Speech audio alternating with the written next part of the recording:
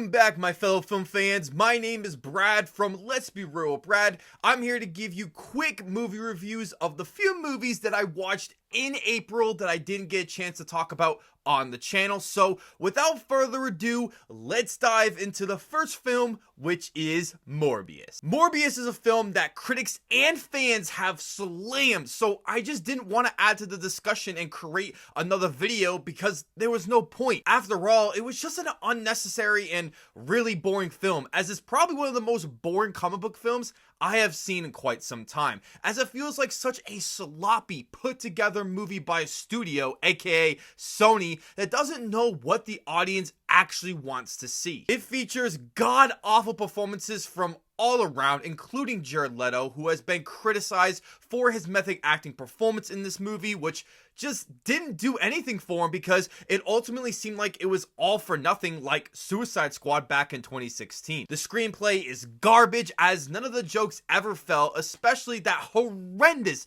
Venom joke, which felt like it was made for the trailer, but then Sony changed it for the actual film, so it just didn't make any sense. Characters spell out exposition to other characters in the most mundane and horrible way possible. The action sequences look so phony and terrible that I don't know how anyone could give this movie a pass. I am so sick of these spin-off Spider-Man villain films about villains being anti-heroes fighting against boring, forgettable villains who don't matter to the overall story. If you still haven't seen this film, please save your time and money and don't watch this movie. I am giving Morbius a 3 out of 10. The next film I want to talk about is The Northman. It was my fourth most anticipated film of 2022, as it had everything I would want for a movie: a big cast, a giant grand spectacle, and the right filmmaking team behind it, as Robert Eggers has been dominating with his past two films of The Witch and The Lighthouse. It is his most expensive film yet, and it shows. It is one of the most gorgeous films I have seen this year, filled with beautiful and literally perfect cinematography. The third act is simply breathtaking with his incredible high-octane action and the perfect look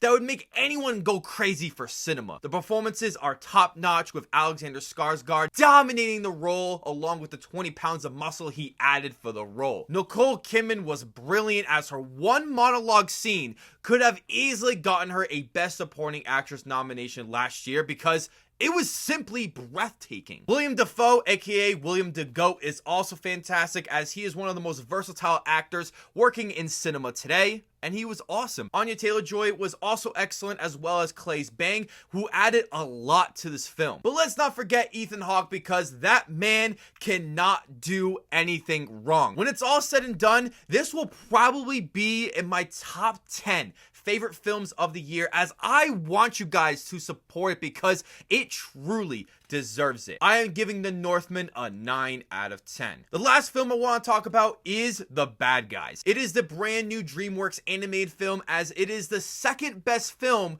they have made since How to Train Your Dragon: The Hidden World, which was the final film in the How to Train Your Dragon trilogy. I found this film very entertaining, as it has a unique and creative animation style that is very reminiscent of Spider-Man Into the Spider-Verse, which is fantastic because every animated film should try to be creative and fun like that film. Pierre Perifel directed it in his directorial debut, which is awesome because he added this crime movie-esque we have seen from directors like Steven Soderbergh, Guy Ritchie, Luc Besson, and Quentin Tarantino. The opening of this film is a homage to one of Tarantino's most iconic films, so it all makes sense of the way that this movie's directed. The humor was great, as it felt like it was appealing to all ages, with very clever jokes and good emotional moments that caught me by surprise. The characters are unique, engaging, and memorable, making me feel something for them. It is a very entertaining, fun family film with loads of effort poured into this film,